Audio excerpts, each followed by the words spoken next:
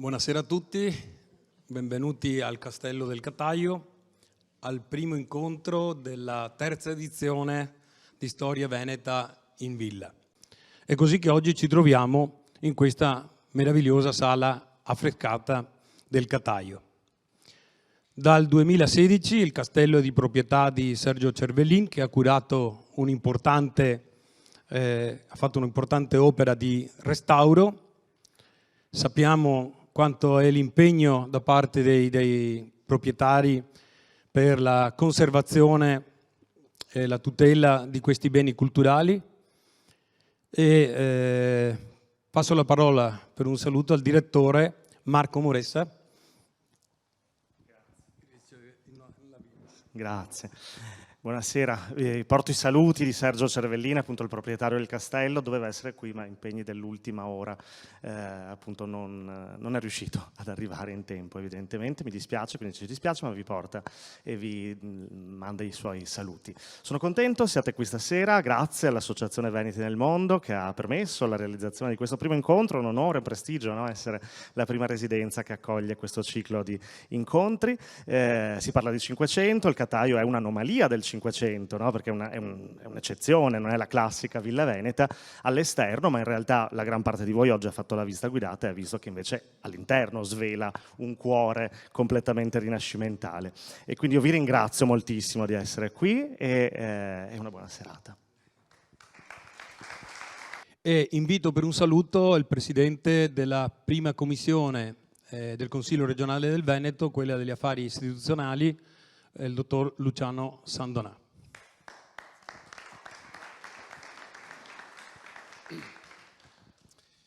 Grazie, buonasera a tutti. Per me è un piacere essere qui con voi stasera in rappresentanza della Regione Veneto. Vi porto naturalmente i saluti del Presidente Luca Zaia. Storia Veneta in Villa nasce per raccontare e riscoprire il legame con un periodo indimenticabile della nostra storia, la civiltà in villa, sviluppatasi nel corso del governo della Serenissima Repubblica di Venezia. La Regione Veneto ha dato il suo patrocinio e il suo sostegno al progetto Storia Veneta in Villa, giunto alla terza edizione quest'anno, perché lo stesso valorizza e ne fa conoscere 5 ville e castelli veneti alla popolazione locale e a quella del mondo, grazie all'apporto organizzativo dell'Associazione Veneti nel Mondo. Si tratta di un appuntamento ormai annuale con la cultura e la storia veneta, non solo all'interno dei confini regionali, ma anche tra le comunità venete all'estero, che spero possa continuare anche nei prossimi anni. Grazie a tutti per la partecipazione e buona serata a tutti.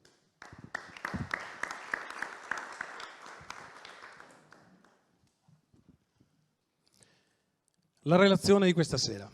Economia e agricoltura nelle ville venete. Ha un sottotitolo che spiegherà meglio il professor Demo. 2 parole sul professor Demo. Professore di Storia e Economia presso il Dipartimento di Scienze Economiche dell'Università di Verona. Si occupa prevalentemente della storia economica della terraferma in quel periodo del Medioevo all'età moderna.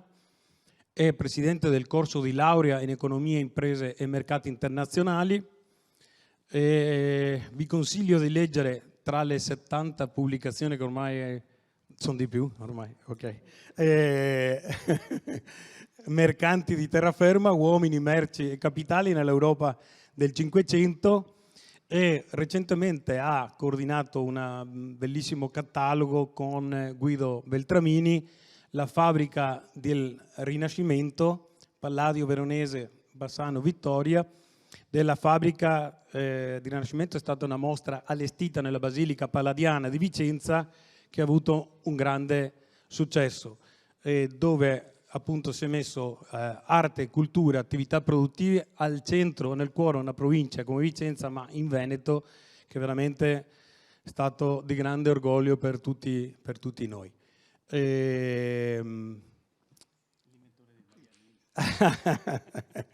Appunto, la parola a lui.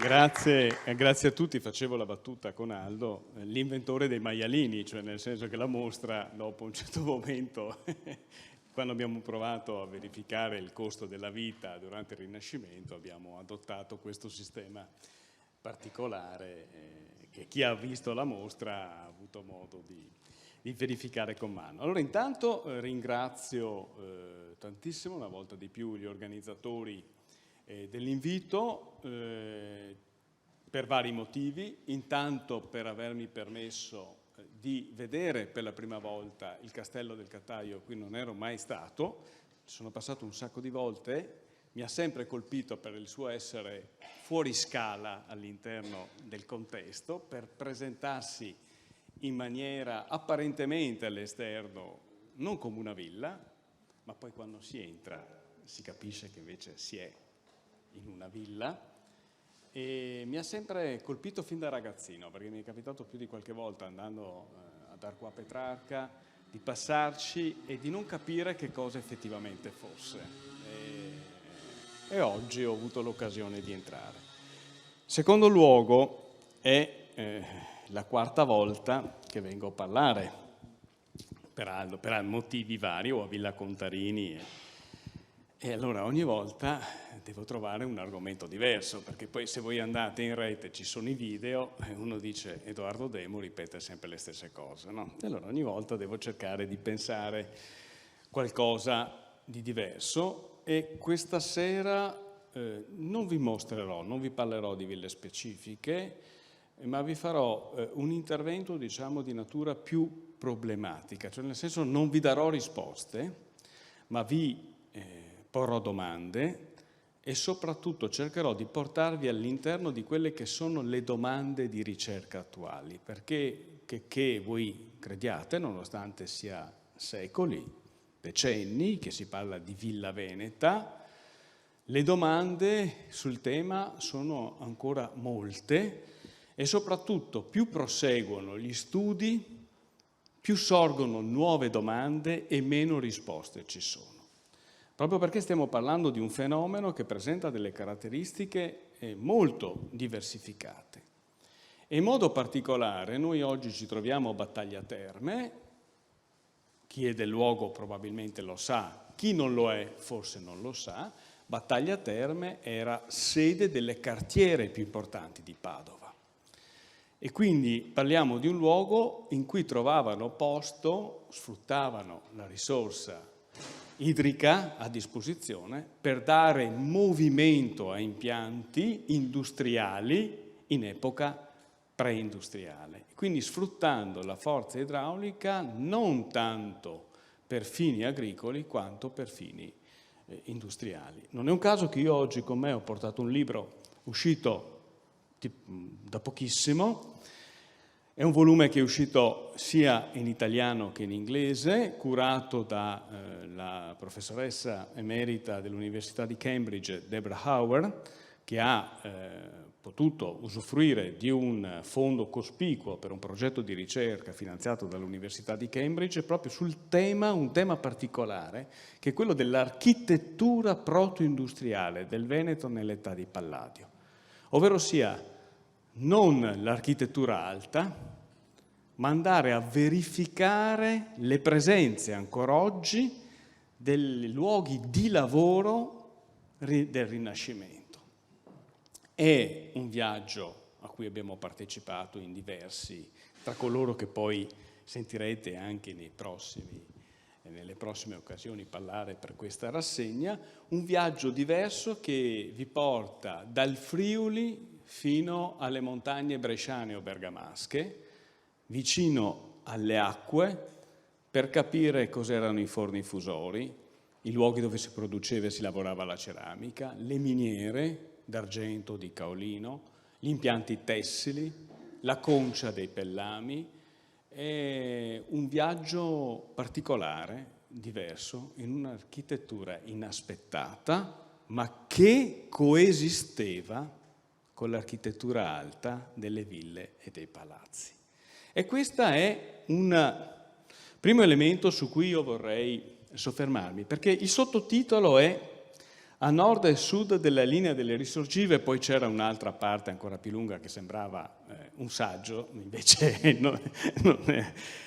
E perché noi dobbiamo intanto incominciare a pensare all'area, allo stato da terra della Repubblica di Venezia come ad una realtà veramente polimorfa, che presenta caratteristiche molto diverse e quindi, a differenza di quello che si è abituati solitamente a pensare, non dobbiamo credere che una villa nata a nord della linea delle risorgive, in area pedemontana, possa avere delle caratteristiche simili ad una villa che invece sorge a sud della linea delle risorgive, perché la presenza delle acque è diversa, perché le caratteristiche dei terreni sono profondamente diverse e quindi la villa, a seconda del contesto in cui si trova inserita, ha delle caratteristiche economiche differenziate.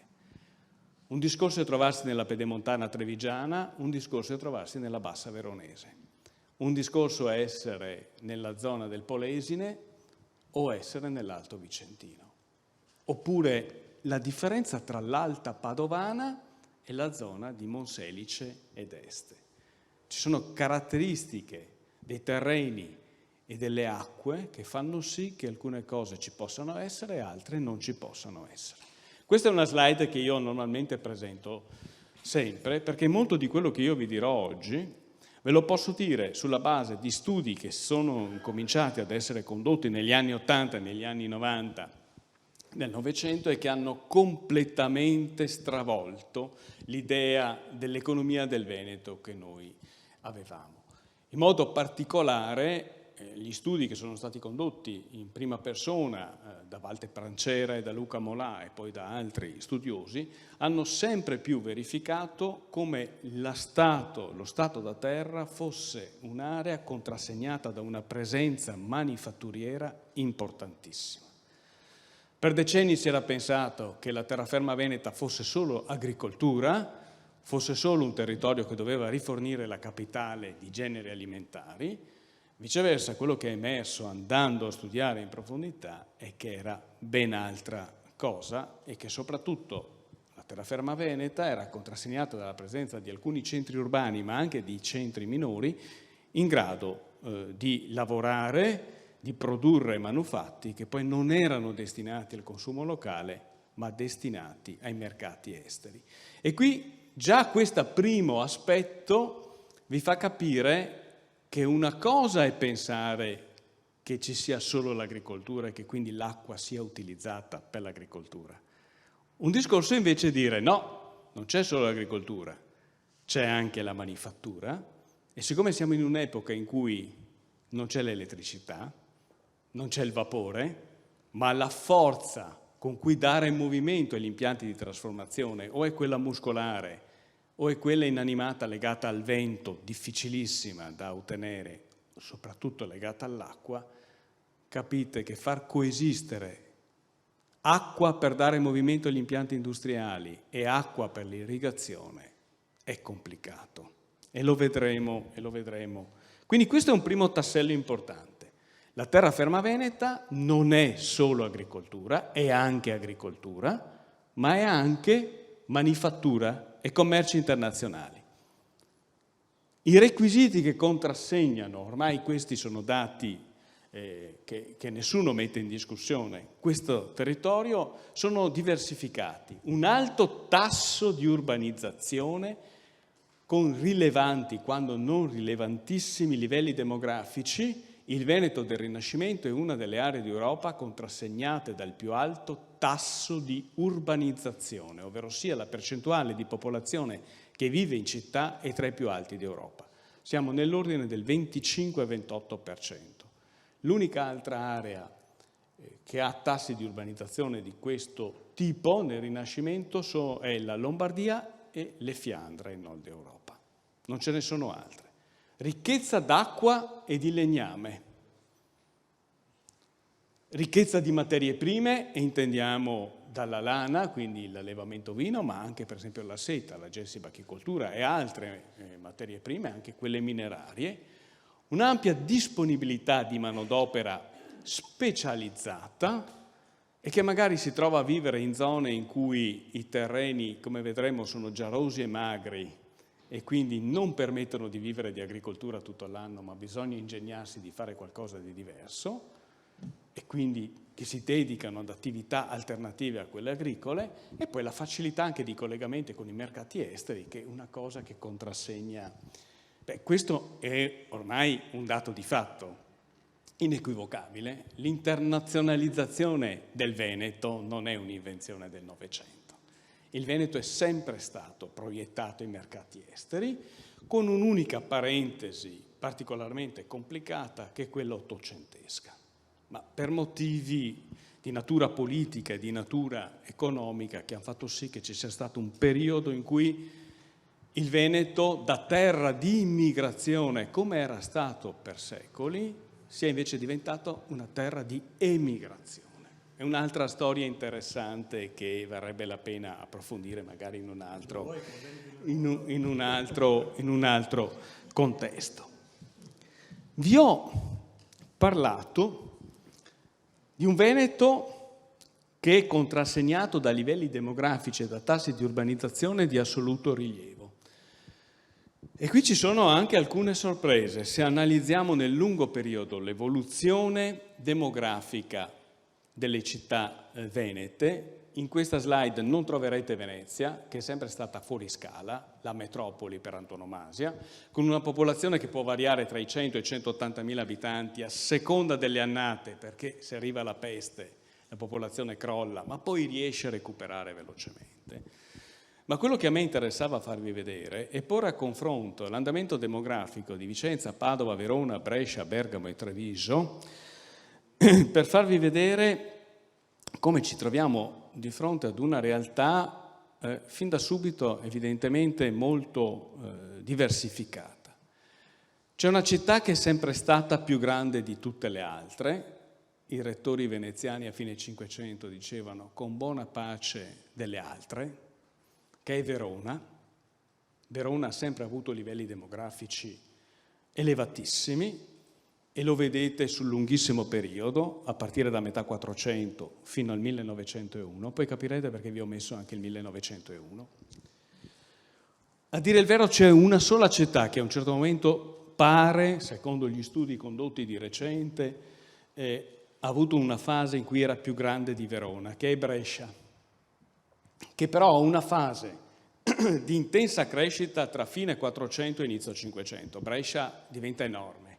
Poi però ha una fase un po' di riconversione demografica.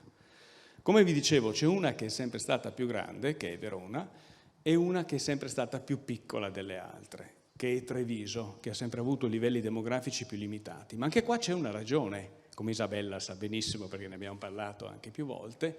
Il territorio trevigiano è punteggiato dalla presenza di centri minori grandi, Conegliano, Oderzo, Castelfranco. Treviso fa fatica a controllare un territorio fatto di centri minori che hanno spesso la dimensione molto vicina alla sua. E poi Treviso ha un altro problema, e lo vedremo anche oggi quando parleremo di tipologia delle ville. Treviso viene spesso definito un sestiere di Venezia. È troppo vicina a Venezia e subisce la vicinanza della metropoli. Quindi abbiamo visto che c'è una città sempre più grande di tutte, che è Verona, e quella un po' più piccola di tutte, che è Treviso.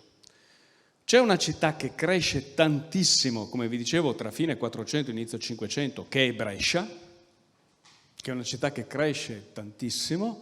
Pensate che a fine 400 e a inizio 500 Brescia e Verona, che hanno una popolazione intorno tra i 40 e i 50 mila abitanti, ovviamente si tratta di stime, noi non abbiamo le anagrafi, no, o meglio, ci sono le anagrafi, ma nelle anagrafi a volte si prende conto solo del capofuoco, quindi non si sa effettivamente quante persone vivessero, però non abbiamo un'indagine come quella di cui disponiamo noi oggi, quindi sono stime. E pensate che Brescia e Verona sono tra le 20 città più grandi d'Europa, tra fine 400 e inizio 500. Oggi né Brescia né Verona sono tra le 20 città più grandi d'Europa. Poi, come vedete, c'è una città come Bergamo che ha avuto un andamento di progressiva crescita sul lungo periodo, e poi ci sono due città che presentano andamenti molto strani, quasi come Brescia, che sono Padova e Vicenza. Questa è un po' la cosa che colpisce di più, nel senso che le due città hanno andamenti profondamente divergenti. Padova, se guardiamo solo al Veneto, è sempre stata la città più grande dopo Verona. Questo è vero soprattutto se guardiamo al Medioevo e fino al 400. Poi è vero se andiamo oltre, dal 700, dal 600, seconda metà del 600-700 in poi. Nel senso che non è un caso che ancora oggi a Padova, all'Università di Padova, si studino i Carraresi, ma si studi poco l'epoca veneziana, soprattutto la prima epoca veneziana, perché se Treviso era il sestiere di Venezia, Padova soffre della vicinanza alla capitale. E infatti l'andamento demografico fa vedere una città che soffre soprattutto tra fine 400 e la fine del 500, che invece è l'epoca d'oro di Vicenza, che esplode letteralmente. Vicenza è definita una parva civitas, una urbicola, fino a tutta metà 400. Poi improvvisamente, sfruttando il fatto di essere un centro manifatturiero proiettato al mondo internazionale, soprattutto tra il 1450 e il 1630, la peste, la falcidia, la città cresce enormemente, arrivando a triplicare la popolazione. La Vicenza di Palladio non è una Vicenza casualmente di Palladio, è una Vicenza che conosce una fase di fortissima crescita. La cosa che stupisce è che la popolazione che riesce a toccare immediatamente prima della peste del 1630 è pressoché la popolazione che Vicenza avrà a inizio Novecento. Quindi c'è una fase di enorme crescita, crollo, e come una città di provincia piccola che ha un momento di fulgore eccezionale, che lo si vede quando si cammina nel centro storico, per poi tornare città di provincia. Nel momento in cui Vicenza gode del suo periodo peggiore, migliore, è il momento in cui Padova soffre. Non so se sia una questione di vasi comunicanti, è una cosa che varrebbe la pena anche eventualmente studiare. Padova è sempre stata molto più grande prima ed è molto più grande dopo, quindi un tema di grande interesse anche per la ricerca. Quindi comunque quello che c'entra, che io vorrei sottolineare, è che ci troviamo in una realtà rappresentata da centri di grandi dimensioni. Se poi ci spostiamo nel territorio, come ho detto prima, ci sono centri grandissimi nel Trevigiano, Conegliano, Oderzo, Castelfranco, nel Bassano, che non è né trevigiano, né padovano, né vicentino, è cosa a sé stante, nel Vicentino, Schio, Valdagno, Tiene, ma poi se ci spostiamo nel Bergamasco, nel Bresciano, ci sono centri minori che in alcuni casi arrivano a toccare anche i 5.000 abitanti in questo periodo. Quindi questo è un elemento importante. Prima, poi vi ho detto anche che quando parliamo di terraferma parliamo di una realtà che è veramente quanto di più diversificato ci sia. Cosa hanno in comune la catena alpina e prealpina con gli spazi lagunari? O il territorio definito dagli storici dell'agricoltura olandese del Polesine con l'area pedemontana. Questo perché vi mostro questa slide? Per farvi capire come non si può pensare al sistema economico veneto e al sistema di villa veneto come qualcosa di monolitico. Trovarsi in una zona o in un'altra significa influenzare anche le caratteristiche della villa e dell'insediamento di villa. Significa avere una villa in cui si sfrutta la risorsa idrica esclusivamente per fini agricoli o invece una villa in cui si sfrutta la presenza idrica anche per fini che non sono quelli semplicemente agricoli, come vedremo alla fine del mio intervento di oggi. Quindi questo è una cosa che vale la pena sottolineare. E la complessità è ancora maggiore se andiamo a soffermarci sulle caratteristiche dell'area pedemontana. Perché è un'area che è ricchissima d'acqua. Attenti però, siamo appena usciti, non siamo ancora usciti, da un'estate, da una stagione particolarmente siccitosa, che ci ha posto di fronte alla necessità di fare alcune riflessioni. E senza saperlo, quando ho dato il titolo a Aldo, ma poi per preparare le slide invece sì, io oggi vi presento in visione storica, in epoca tardo medievale e rinascimentale, alcuni dei problemi che abbiamo toccato con mano in questo periodo del Veneto. Un problema particolare. Primo aspetto, la ricchezza d'acqua, la pedemontana è ricca d'acqua, sì, ma è un'acqua di che tipo? Adatta all'agricoltura? O è adatta a dare movimento alle ruote idrauliche? E poi, per tutto il periodo dell'anno o solo in alcuni periodi? È indubbio che la ricchezza d'acqua sia uno dei principali fattori di localizzazione manifatturiera nei secoli preindustriali e tutta la pedemontana veneta risulta essere contraddistinta dall'esistenza di molteplici reti idrografiche articolate, complesse, variegate, in grado di sostenere una robusta crescita manifatturiera.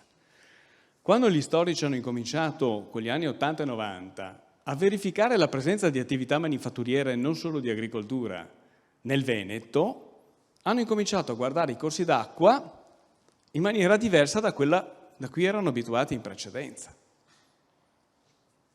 Si parla di policentrismo manifatturiero. Nel Bellunese si producevano le spade, ci vuole acqua. Nel Bresciano si lavora il metallo, ci vuole acqua. Arzignano era uno dei principali poli in cui si producevano i tessuti di lana più schifosi dell'epoca, roba talmente schifosa che chi se la metteva sulla pelle doveva continuamente grattarsi, ma costava poco, eppure bisognava produrla. Sono questioni, cose che sono presenti con una sedimentazione plurisecolare. Quindi una pedemontana ricchissima d'acqua, come vedremo fra poco, più per la manifattura che non per l'agricoltura, e capiremo anche alcuni problemi legati a quello che abbiamo vissuto in quest'ultimo periodo, con un'unica eccezione. Il bergamasco è pieno d'acqua, il bresciano è pieno d'acqua, il vicentino, Schio ancora oggi è chiamato Orinal de Dio, piove sempre, che c'è acqua dappertutto. Il trevigiano ha acqua. C'è un unico territorio che in area pedemontana è privo d'acqua ed è il veronese.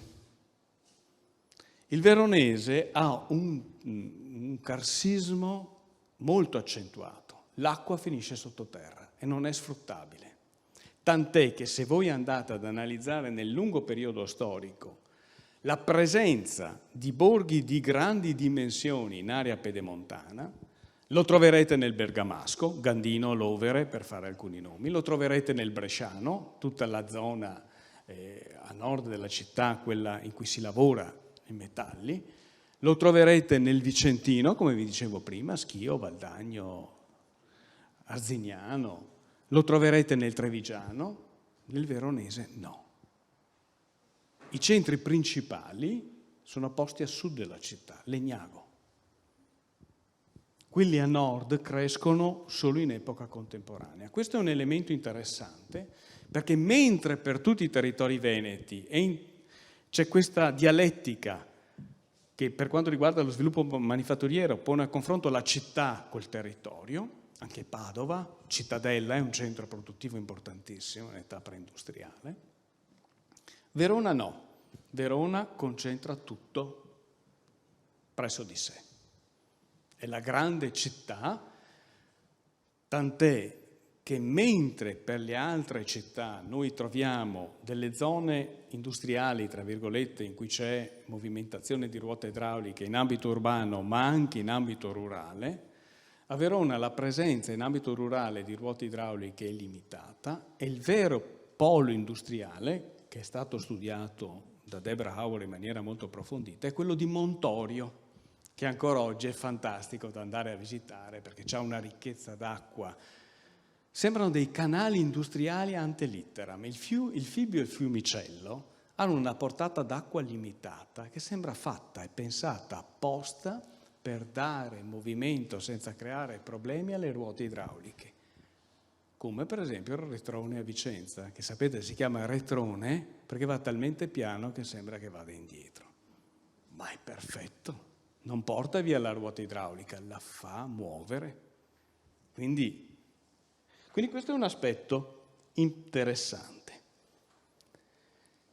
E qui veniamo al punto che, ahimè, ha una grande validità anche se la analizziamo nell'ambito contemporaneo.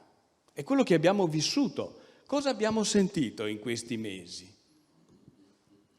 Abbiamo sentito sarebbe il caso di dotarsi di invasi. Bisognerebbe in qualche maniera sfruttare l'acqua che c'è, perché nessuno dice che nella pedemontana veneta l'acqua non ci sia. Ci può essere un periodo particolarmente siccitoso che rende difficile il poterne usufruire.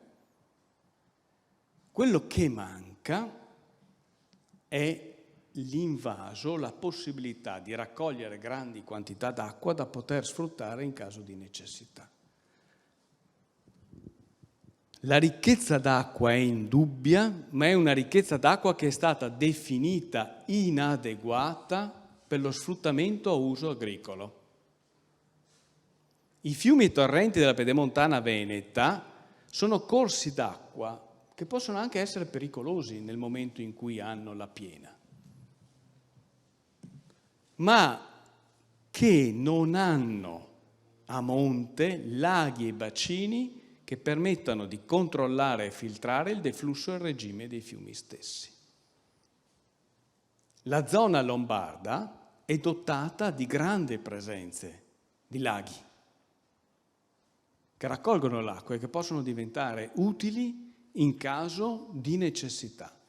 La grande pianura irrigua lombarda sfrutta la possibilità di avere un regime di acque che è perfetto per l'agricoltura. Il Veneto invece ha una zona pedemontana in cui non si raccoglie acqua. L'acqua, qualcuno prima mi ha mostrato, scappa. E a volte scappa con una velocità tale per cui l'utilizzo per fini agricoli è quasi impossibile. Tra l'altro la situazione può complicarsi nel caso in cui l'utilizzo per fini agricoli dell'acqua entri in competizione con l'utilizzo per fini manifatturieri. Perché quando io do movimento alle ruote idrauliche non metto la ruota dentro il torrente perché faccio lo sbarramento, devio l'acqua e faccio in modo che scorra il quantitativo che mi serve, però lo tolgo dall'alveo del torrente. E poi magari faccio un'attività inquinante che mi rende difficile lo sfruttamento dell'acqua per chi si trova a valle. Oppure ci troviamo nella zona della bassa in cui bisogna fare i conti con terreni paludosi che quindi magari non sono adatti all'agricoltura, ma bisogna guadagnarli e la Repubblica di Venezia li guadagna all'agricoltura attraverso un'opera di bonifica che è eccezionale. Poi parleremo anche di riso, abbiamo qualche... Questo però è un elemento su cui riflettere. Il problema del mantenere l'acqua che abbiamo in area pedemontana è un problema storico, perché nessuno mette in discussione che l'acqua ci sia. Ma già nel Rinascimento quell'acqua era più adatta per fini industriali che non per fini agricoli.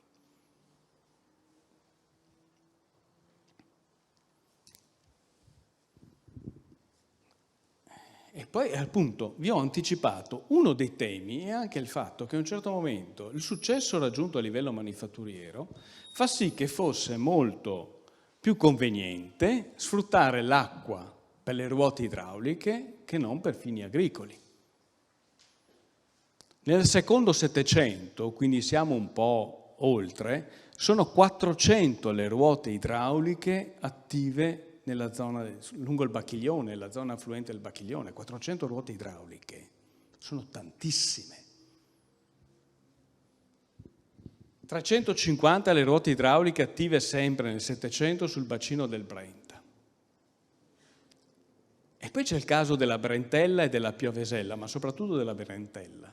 La Brentella viene scavata per fini agricoli, ma alla fine viene più sfruttata per fini industriali che non agricoli.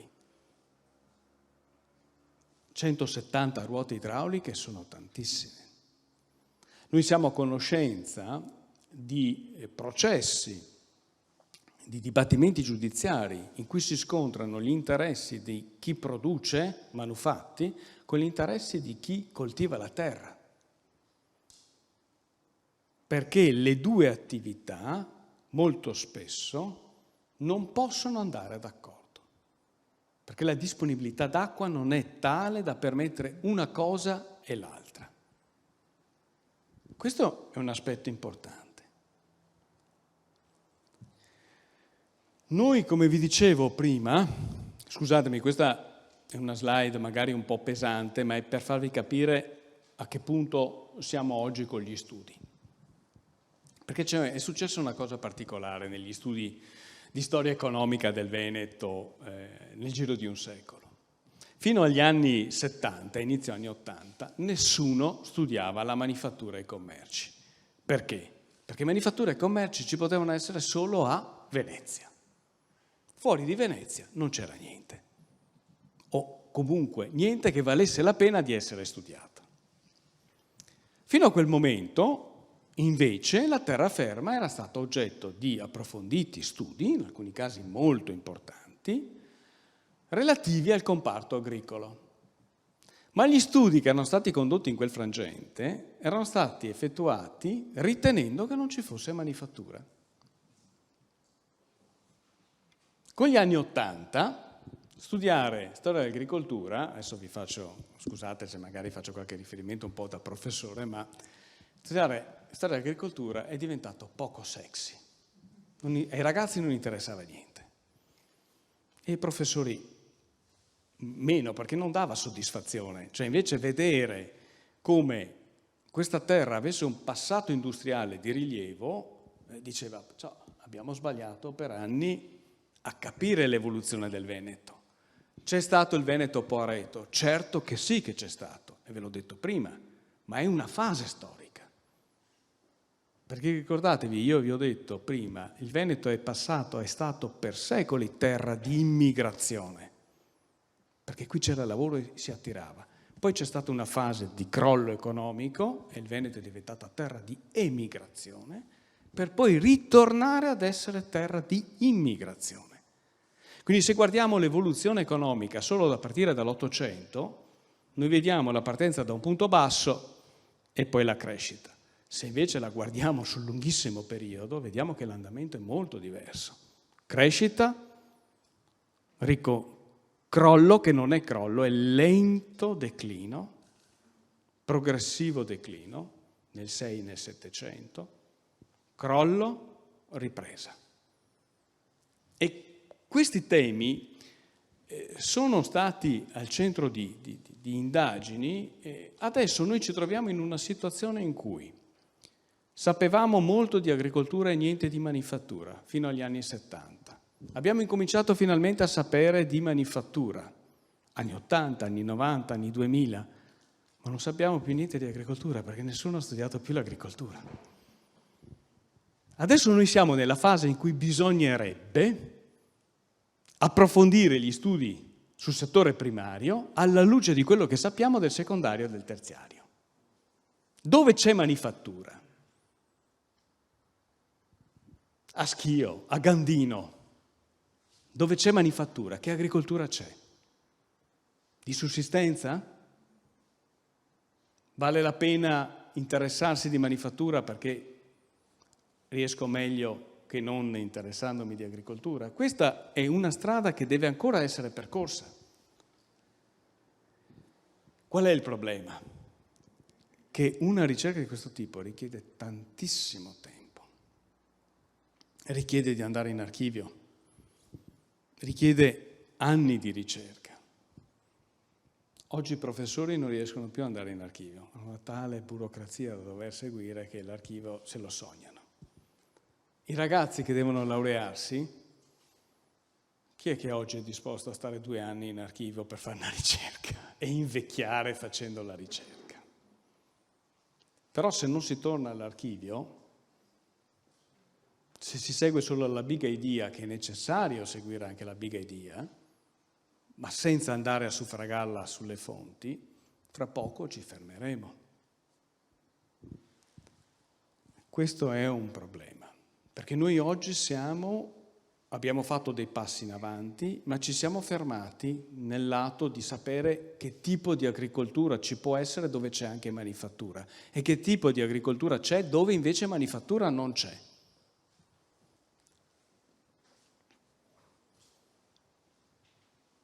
Quando parliamo di pedemontana, nella quasi totalità dei casi parliamo di luoghi giarosi e magri.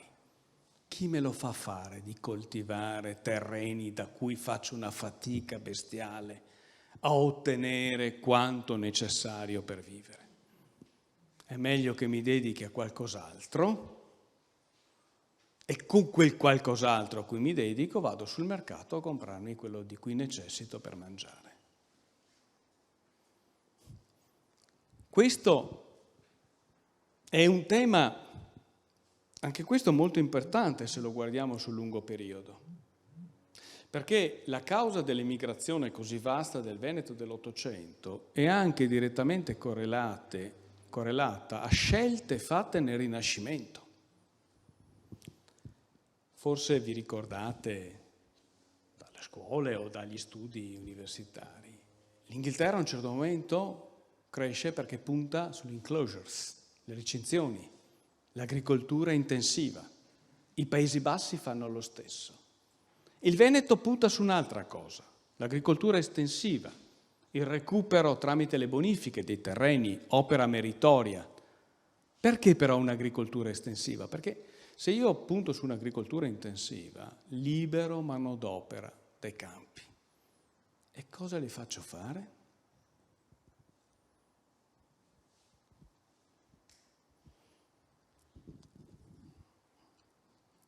Questa è la vera domanda. Uno dei principali propugnatori delle bonifiche e della pratica estensiva, Alvise, Corner, dice no, meglio l'agricoltura estensiva, evitiamo di creare tensioni sociali. L'Inghilterra se ne frega. Quando l'Inghilterra dà via alle enclosures ci sono tensioni sociali, perché chiaramente c'è gente che per un certo periodo è sbattuta fuori dalle campagne ma non ha ancora l'industria sviluppata in modo tale da poterla utilizzare. La scelta fatta nel Cinquecento è una scelta che ha un suo senso visto nel breve periodo, ma se la guardiamo sul medio-lungo è una scelta strategicamente sbagliata. Perché il Veneto dell'Ottocento, in un contesto in cui la popolazione torna a crescere enormemente, non ha un'agricoltura sufficientemente sviluppata per alimentare tutte queste bocche. E c'è un'unica valvola di sfogo: emigrare. Chi invece in anticipo aveva fatto scelte di tipo intensivo ha pagato pegno in una prima fase, ma non ha pagato quello che invece avviene in una fase di forte crescita demografica. Abbiamo fatto un excursus lunghissimo.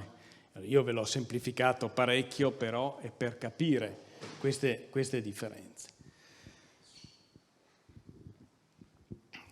Qui non facciamo altro che vedere la descrizione dei terreni a pedemontana, sabbiosegni, giarosi, necessità di adeguarli, quindi proprio una difficoltà di riuscire, come si dice, a cavare il sangue dalle rape, no? A volte, cioè qua sarebbe riuscire a cavare la quota sufficiente di prodotti agricoli da terreni che non sono adatti.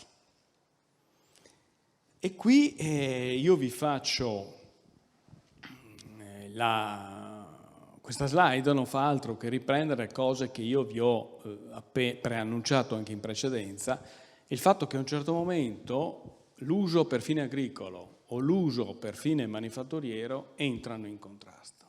Ci sono delle zone in cui i litigi sono all'ordine del giorno, la Brentella, ci sono cause in continuazione, ma anche l'Astico, oppure la zona della Valle del Chiampo.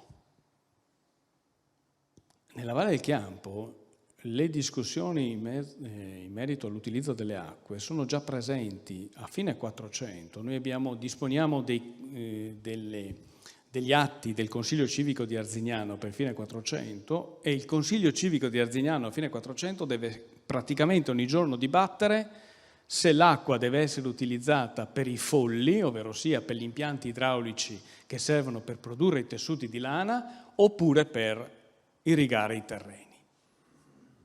Siccome al ceto dirigente di Arzignano interessano più i tessuti di lana che i terreni, perdono sempre gli agricoltori, perché è molto più importante dare movimento alle ruote idrauliche, perché il guadagno che ottiene Arzignano dalla produzione di tessuti di lana è maggiore di quello che ottiene dall'attività agricola.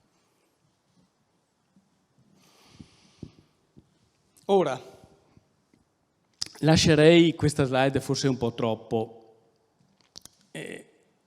Vorrei con voi venire ad alcuni aspetti importanti per quanto riguarda la pratica agricola delle ville e poi fare insieme delle riflessioni su che tipologia di villa abbiamo e che differenza c'è tra villa e villa. La prima cosa, queste slide che seguono riguardano quelli che sono i caposaldi, dell'agricoltura veneta tra Rinascimento e Seicento. Si tratta di 4 prodotti fondamentali. Il primo è un prodotto che non è veneto, che arriva dalle Americhe, ma che si impone nell'agricoltura veneta perché permette un risultato importantissimo. Il mais permette finalmente di non morire di fame. Grazie al mais si superano le crisi di sussistenza. La resa agricola del mais è molto maggiore degli altri cereali, soprattutto del frumento, e questo fa sì che un piatto di polenta sulla tavola dei veneti, dei lombardi, dei friulani, ci sia sempre. Nessuno, quasi nessuno, adesso muore più di fame, mentre in precedenza le rese agricole degli altri cereali a partire dal frumento erano tali per cui se l'annata era particolarmente umida o particolarmente secca, non c'erano stock e il rischio era che scoppiasse la carestia. Il mais vince le carestie. Tutto bene? No.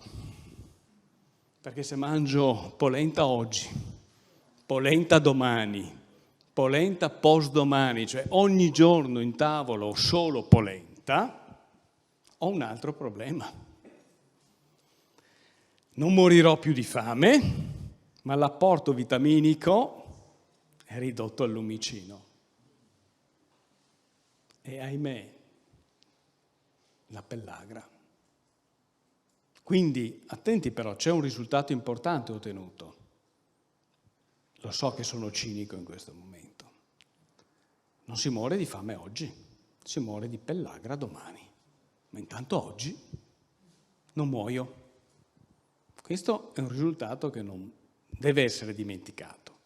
Il problema è che c'era una vasta fetta di popolazione talmente indigente che non poteva permettersi di questo. La cosiddetta malattia delle 3D, diarrea, demenza e dermatite. E poi la morte. Quindi bene, il mais ci permette di superare il problema dal lato della quantità, ma peggiora la qualità dell'alimentazione, perché è solo polenta. Secondo prodotto, il prodotto di Isabella, il vino, fondamentale. La vitivinicoltura è il secondo caposaldo dell'agricoltura veneta.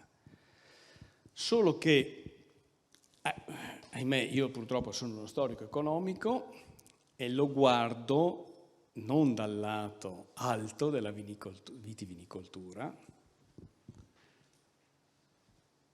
C'erano terreni più adatti ai vitigni, certamente, da cui si otteneva un vino migliore.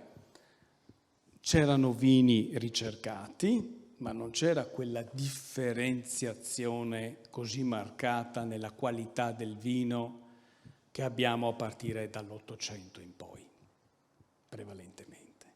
Perché il vino aveva una funzione fondamentale. Se io mangio solo mais e bevo acqua, voi provate a mangiare solo pane e dovete fare un lavoro pesante. Dopo un po' fate fatica. Di cosa c'è bisogno? Di un apporto, di una botta calorica. E il vino è questo. È fondamentale per dare forza, per chi deve svolgere lavori difficili. Non c'è la fiesta o la cioccolatina. Io prima di fare lezione mangio sempre la cioccolata, perché se devo parlare 3 ore ho bisogno di avere lo shock, se no non parlo. Soprattutto perché parlo in piedi, magari mi muovo e quindi devo in qualche maniera. Dopo, finita la lezione, il sacco vuoto, ma durante il periodo della lezione il vino. Però un'alimentazione basata prevalentemente per la stragrande maggioranza della popolazione su cereali, magari mais e vino, non il bicchiere a pasto, qua c'era bisogno. È chiaro che l'aspettativa di vita non è quella odierna, perché in un contesto di questo tipo il fegato chiaramente ne risente. Chiuso la parentesi perché sennò poi Isabella mi tira le orecchie, perché parlare del vino in questo contesto non è chiusa. Terzo prodotto, novità del Veneto del Rinascimento, che è il riso. Il riso si diffonde a partire dall'inizio del Cinquecento. Alcuni studi avevano pensato che potesse essere diffuso già nel 400 come coltivazione in loco. Io sono d'accordo con un grande studioso che ha dedicato anni agli studi del riso, Bruno Chiappa, che si è dedicato in modo particolare all'area del Veronese, che colloca con l'inizio del Cinquecento invece la vera diffusione della risicoltura. La risicoltura si diffonde. È una pratica agricola che dà soddisfazione a chi la pratica, che si diffonde soprattutto nel Basso Veronese, nel Polesine, nel Vicentino, nella zona di Crumolo della Badessa e in parte anche di Lonigo. Però non è un prodotto che viene consumato localmente. È un prodotto che ha successo internazionale e quindi l'adattamento dei terreni alla risicoltura è pensata da proprietari di ville, collocati soprattutto nella zona a sud delle risorgive questa volta, che riacquistano terreni che prima magari erano paludosi per questa funzione, perché il riso dà guadagni importanti, perché quello che si produce viene esportato. È una coltivazione capitalistica che però non porta risultati per l'alimentazione dei veneti, perché viene quasi sempre, quasi totalmente esportato. E poi invece il settore che permette al Veneto di accumulare ricchezza impressionante, la gelsibachicoltura. La gelsibachicoltura, la coltivazione dei gelsi, l'allevamento dei bachi, la produzione della seta, chiaramente non dà da mangiare direttamente, ma permette di ottenere quanto necessario per potersi acquistare da mangiare. Non c'è prodotto più adatto della seta per avere liquidità ed è il motivo per cui tutte le famiglie contadine, fino a tutto l'Ottocento, certo, in buona parte anche nel primo Novecento, noi poi l'abbiamo dimenticato, c'è stata una damnatio memoriae della pratica gelsibachicola, in ogni famiglia si allevavano i bachi. Perché quando c'era bisogno di soldi, la seta mi dava soldi. Dicevo damnatio memoriae perché adesso si è tornati a riparlare di seta, c'è anche qualche imprenditore illuminato che sta provando a riprendere, a produrre seta in Veneto, penso per esempio a Zonta di Dorica, per esempio, nell'area sempre della Pedemontana, che ha riattivato delle filande, ma parlo di damnatio memoriae perché fino a qualche anno fa, se voi parlavate con i ragazzi più giovani, nessuno sapeva che questa era terra di gelsibachicoltura. Forse meritata, perché se c'era uno dei lavori più difficili da praticare era quello delle tragaresse, cioè il lavoro nelle filande per trarre la seta. Non ce n'è uno che lo ricordi con nostalgia. Evidentemente era un lavoro molto. Però questo permette di ottenere una ricchezza notevolissima. Non è un caso che Guido Beltramini, che sentirete la settimana prossima, il direttore del Palladium Museum, abbia voluto a tutti i costi mettere un gelso nel cortile del Palladium Museum, per far capire come Palladio c'è stato perché c'era la seta. Senza la seta non ci sarebbe stato Palladio, non ci sarebbe stata la Vicenza del Rinascimento.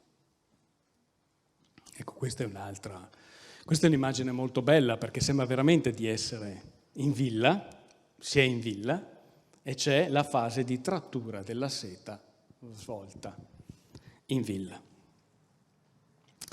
E proprio per questo, perché abbiamo parlato un po' di agricoltura, ma una delle novità emerse dalle ricerche più recenti è il fatto che la villa, che viene vista sempre come luogo di agricoltura, non è solo luogo di agricoltura. Recenti ricerche hanno dimostrato come la villa non fosse solo l'epicentro dell'azienda agricola, ma in alcuni casi fosse invece al centro proprio dell'attività anche di trasformazione produttiva. Già un grandissimo studioso come Howard Barnes nel 2000 aveva parlato di cultura di villa e cultura di seta, cioè dicendo che la cultura di villa andava di pari passo con la crescita industriale nel campo serico. Noi qua abbiamo degli esempi che io ho già proposto in altre occasioni, nel Vicentino e nel Trevigiano. Nel Vicentino è il caso, per esempio, di Bernardino Porto, che è a Montorso. Bernardino Porto è il fratello di Luigi da Porto, il novelliere che sembra aver ispirato Shakespeare per le novelle. Bernardino allora lascia il fratello a scrivere le novelle, che poi ha avuto anche dei problemi a livello militare. Bernardino invece è un grande imprenditore nel settore tessile e nella villa di Montorso fa venire i clienti a visionare i tessuti e i prodotti.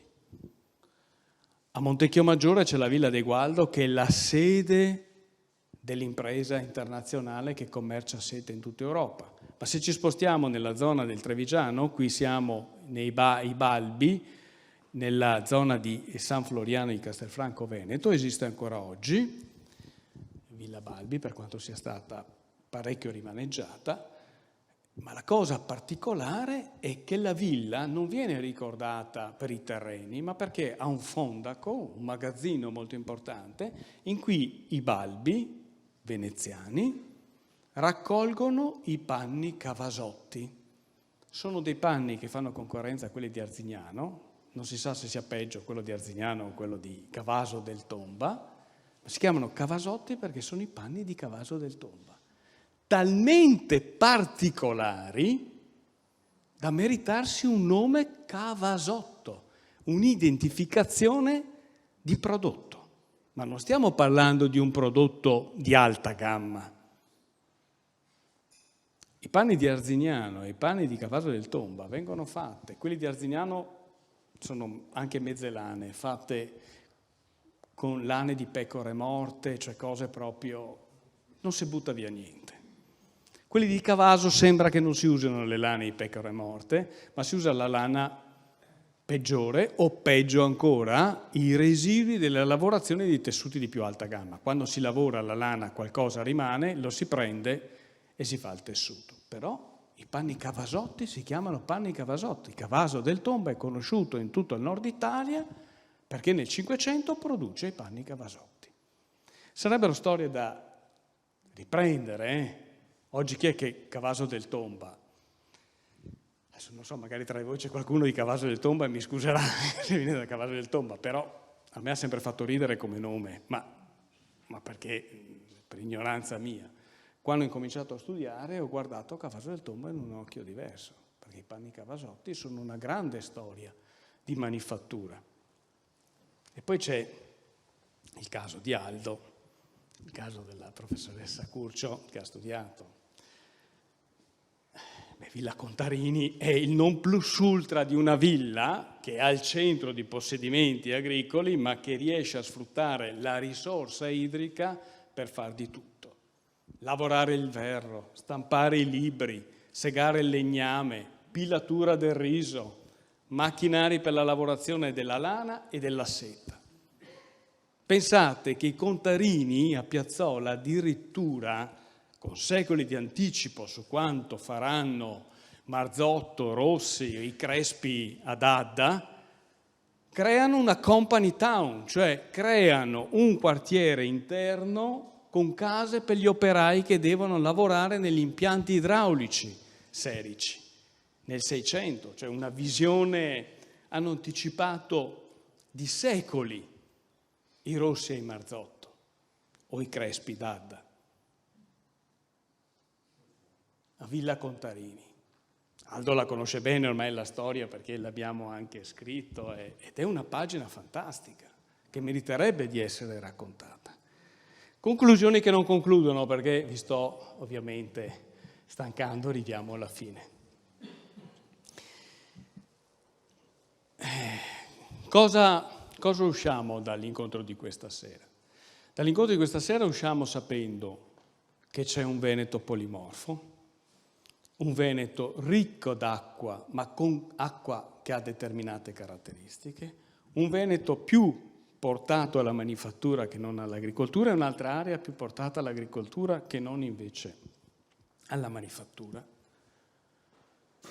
Troviamo proprietari terrieri diversi a seconda delle zone e i proprietari terrieri diversi a seconda delle zone significano anche sistemi di villa diversi.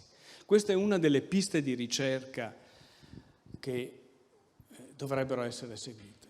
Che tipo di agricoltura c'è quando i proprietari sono i patrizi veneziani?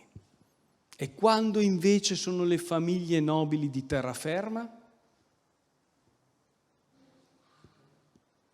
Questa è una domanda importante. Le vostre ville, nel caso dei proprietari di villa, hanno immagini diverse a seconda se il proprietario è un veneziano, un trevigiano, un vicentino, un veronese. Hanno funzioni anche diverse.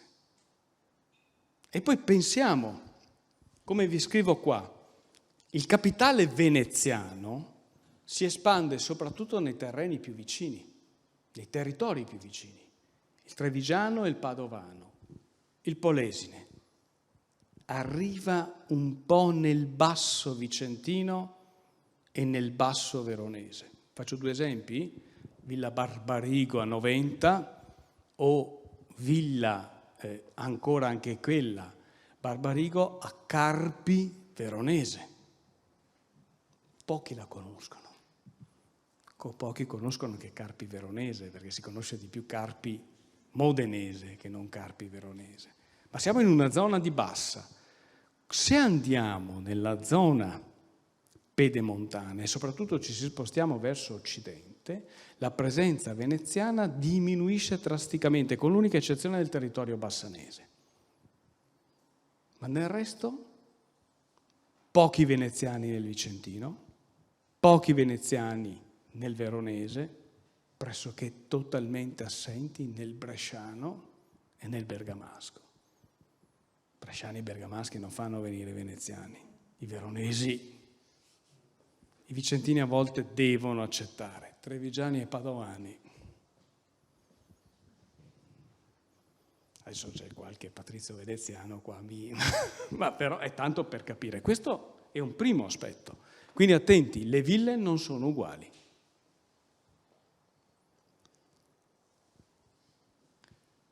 Le ville sono molto diverse e qua uso le parole di Donata Battilotti, una realtà caleidoscopica, diversificata a seconda degli scenari geografici e ambientali, della vicinanza o meno ai centri urbani, dello status sociale e culturale dei proprietari. Quindi anche quando parliamo di ville bisognerebbe diversificare a seconda delle storie delle ville stesse. Ville centro di attività agricola indubbiamente, ma come abbiamo visto, ville anche che hanno funzioni molto diverse da quelle che ci si poteva aspettare ci fossero. E con questo ho finito. Grazie.